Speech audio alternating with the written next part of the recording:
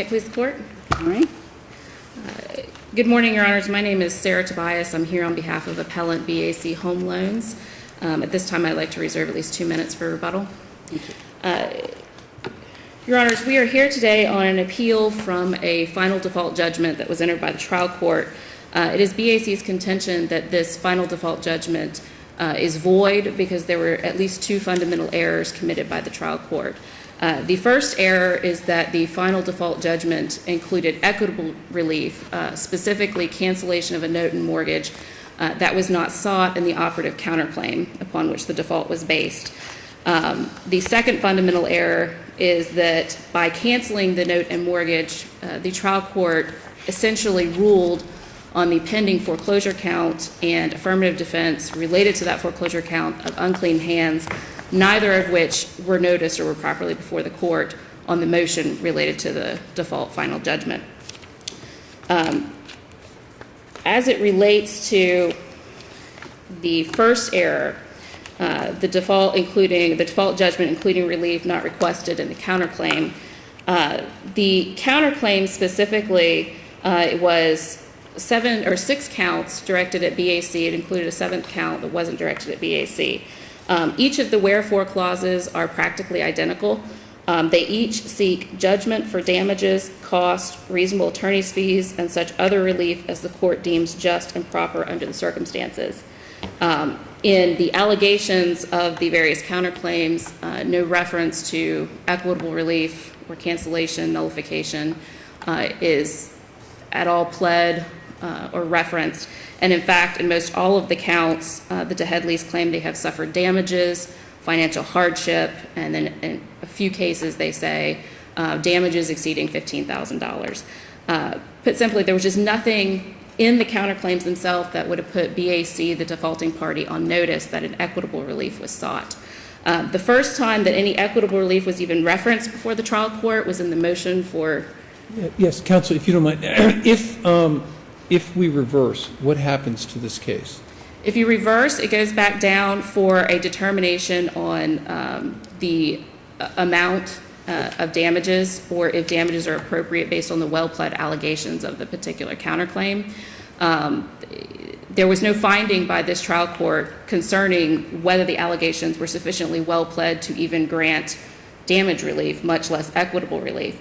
So that would be the necessary consequence of reversal, is that it would go back down for that type of finding determination, an evidentiary hearing. And then I guess BAC would proceed with its foreclosure on its note and mortgage. Correct. A note and mortgage that was entered in on 2006. The default occurred in 2008. So it's been pending for quite some time. But yes, that would be the necessary next step. And the case law is clear that if the trial court enters an order or a final judgment based on default that includes relief that's not specifically pled in the counterclaims, it's reversible error, it's a fundamental error, it's a violation of due process rights. And this court has held that in several other cases, including the recent case of the Bank of New York, Mellon versus Reyes, which in that case, the issue was there were some counterclaims for, I believe it was a breach of contract related to a foreclosure. It was a breach of contract related to a foreclosure action counterclaim, a default on the breach of contract. The breach of contract did not actually reference a promissory note, but the court nevertheless invalidated and declared the promissory note null and void. And this court held that that was improper, and the judgment was void because it included relief not specifically pled. The other error before this court quickly is that the foreclosure complaint and the affirmative defenses were not properly before the trial court. By canceling the note and mortgage, essentially it was a determination that BAC could not foreclose on its note and mortgage. There wasn't a summary judgment, there wasn't a notice of hearing related to either of those claims, and thereby by ruling that, it violated BAC's due process rights and committed a fundamental error. Was there any reference in the counterclaim to in rem or quasi in rem? No, sir. There remedy? was no reference at all to any sort of in rem relief. The only time it first appears in the record is on a motion for entry of default final judgment, in which they say for the first time that by their motion they are not seeking monetary damages, but they are seeking the specific in rem relief requested in the counterclaim. Again, that wasn't specifically requested. And as this court and other courts have held numerous times, a motion is not a pleading to put a party sufficiently on notice of a claim. Therefore, BAC respectfully requests that this court reverse and remand as the judgment is void. Thank you. Good morning, Your Honors. Good morning. Robert Lithman.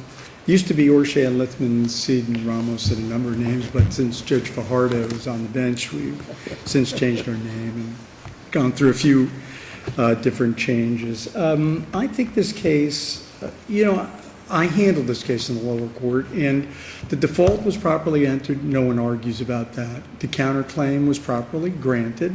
No one argues about that. The only issue is the question of due process. That's what we get down to.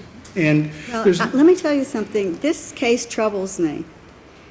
It troubles me that in a motion for final judgment, it says, quote, that merely seeking specific in rem relief requested in defendant's counterclaim, including equitable relief quieting title to real property. Show me where in any counterclaim in rem relief was ever requested. How can a representation like that be made to a judge in a motion for final judgment when clearly that relief was never requested in any of the counterclaims or anywhere else in the answer filed by your client? Well, I would say this, Your Honor. If you look at the counterclaim itself, Right, and we know we're in equity. So Judge Rodriguez, But we have a foreclosure claim Right. in equity. That Absolutely. doesn't mean that the counterclaims automatically are equitable claims. You Well, I wouldn't be believe- arguing that.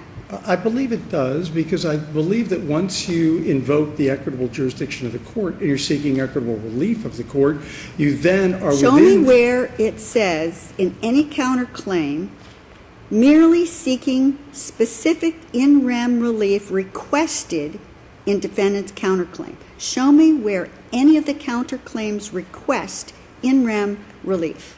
What they did not say that in those And words. how Your Honor. could a It did not. pleading, I mean, I'm troubled by the pleading. I'm equally troubled that the trial court didn't even bother to look at this complaint to see that no such relief was requested in any of the counterclaims. The counterclaims clearly and unequivocally only asked for monetary damages, didn't ask for any equitable relief. It asked for monetary damages and any other relief that is, what's the language? Yes, I understand. And such other relief is quote, Such deemed other just relief, appropriate. which the case law says is clearly not sufficient under any standard. But I think what's more important is. Now, I don't think there's anything. anything more important than that. Well, what I want to say is what the counterclaim does say, though.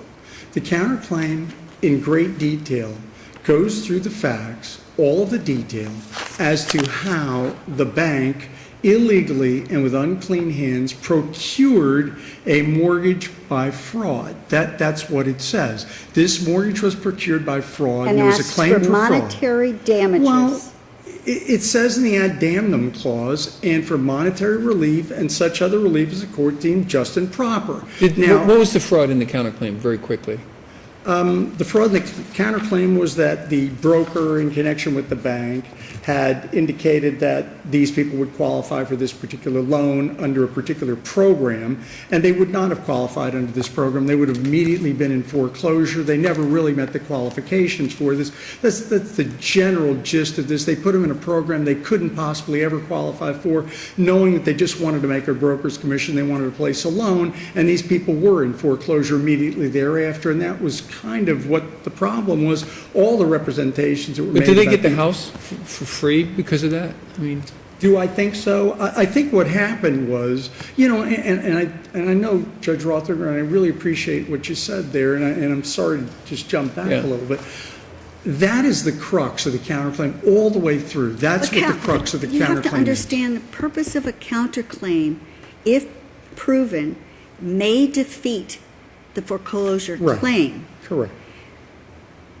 It depends on the relief that you're asking for in your counterclaims. Right. Whether you're pleading it in such a way as to defeat the foreclosure claim, or you're asking for monetary damages, saying whatever happens in the foreclosure happens in the foreclosure. Sure. However, I was wronged, and I want to be compensated for the wrongs that were committed against me. Right. And when you read these counterclaims and you read what's alleged, it looks like that specifically the relief that was being requested was for monetary damages. It doesn't even look like it was being pled to defeat the foreclosure claim.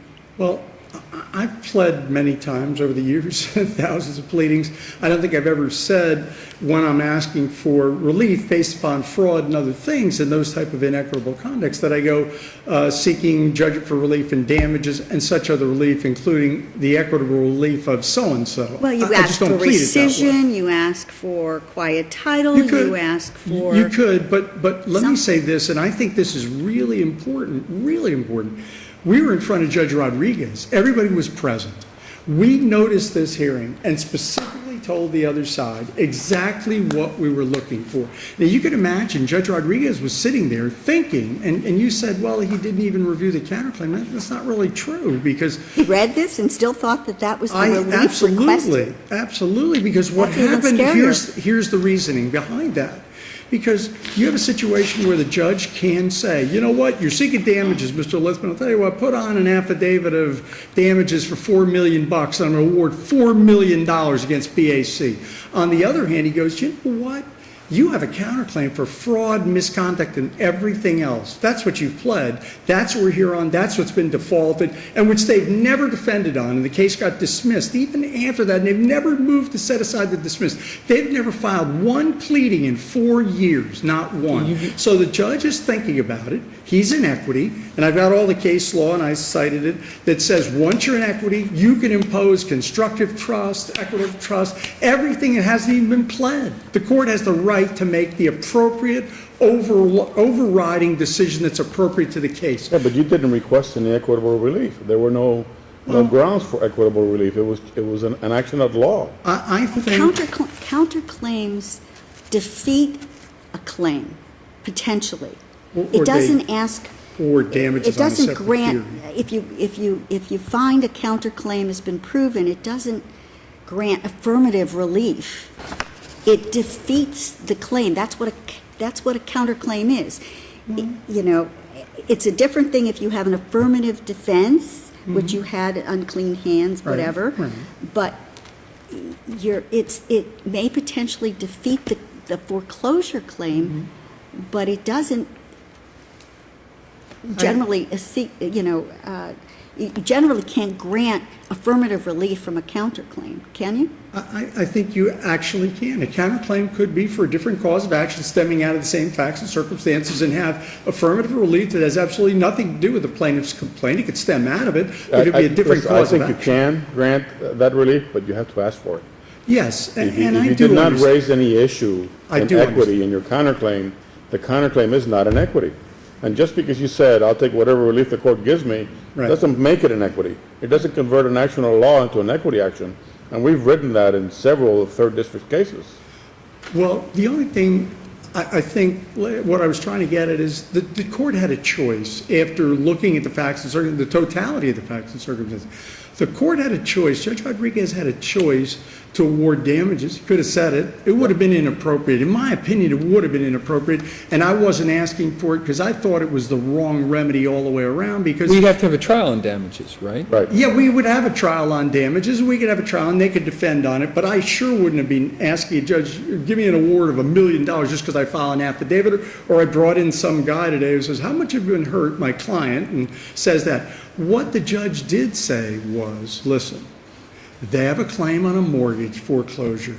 You've claimed the mortgage was procured by fraud. That's what you claimed in your counterclaim. And that's a counterclaim, not an affirmative defense. You've claimed that. So what am I going to do? I'm in equity now.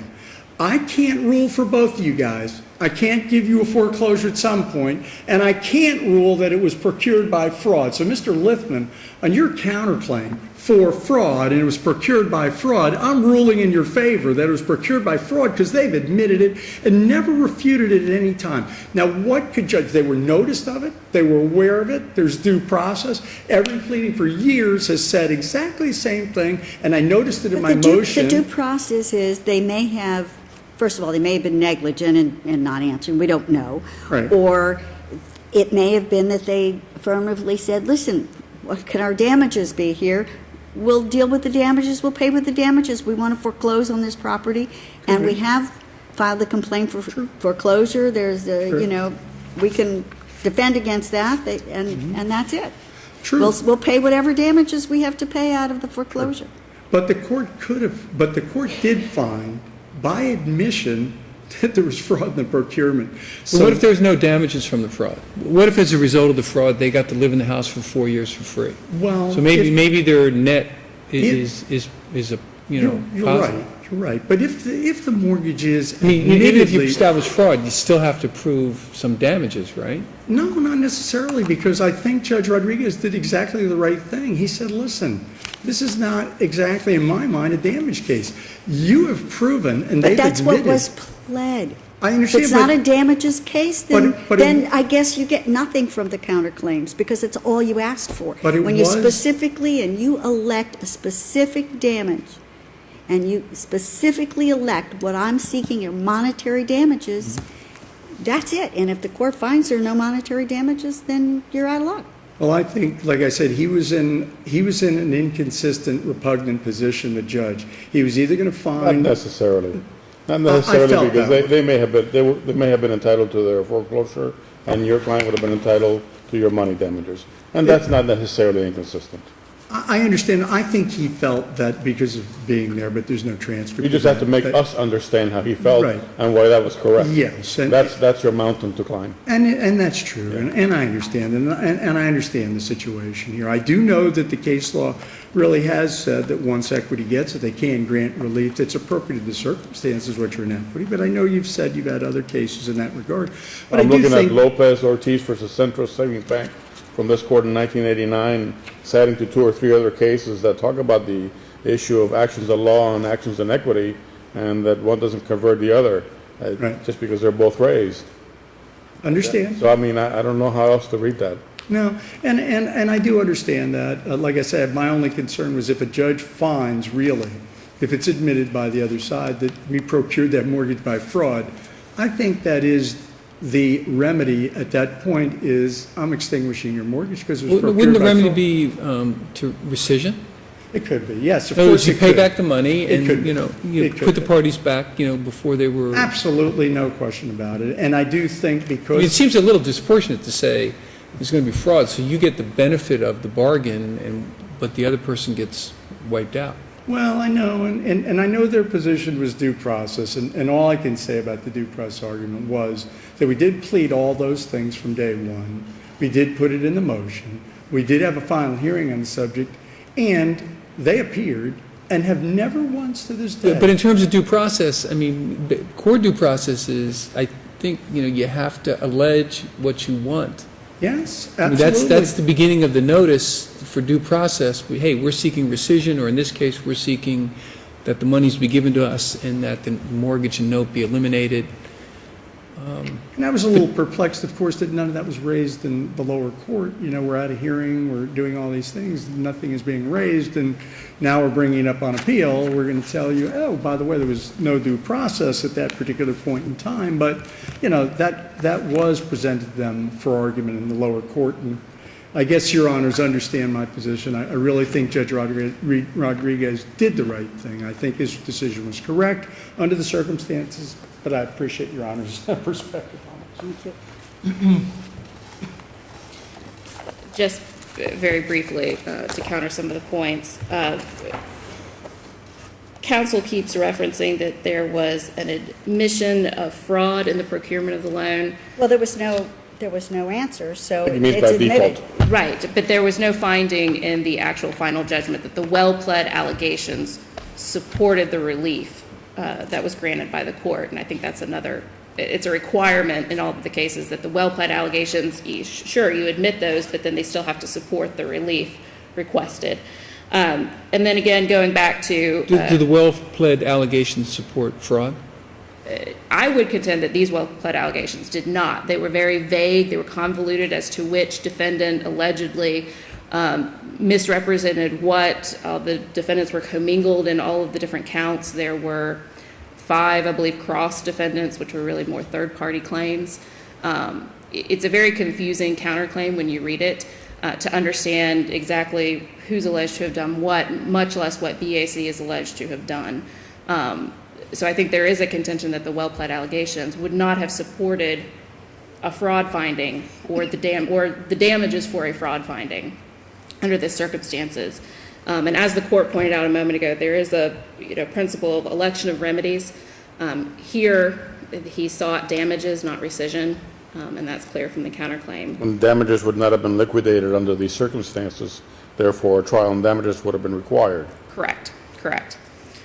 Because you do not admit allegations concerning unliquidated damages on default. So for all the reasons stated before and now, we respectfully request this court reverse this void judgment. Thank you. Court is in recess. All right.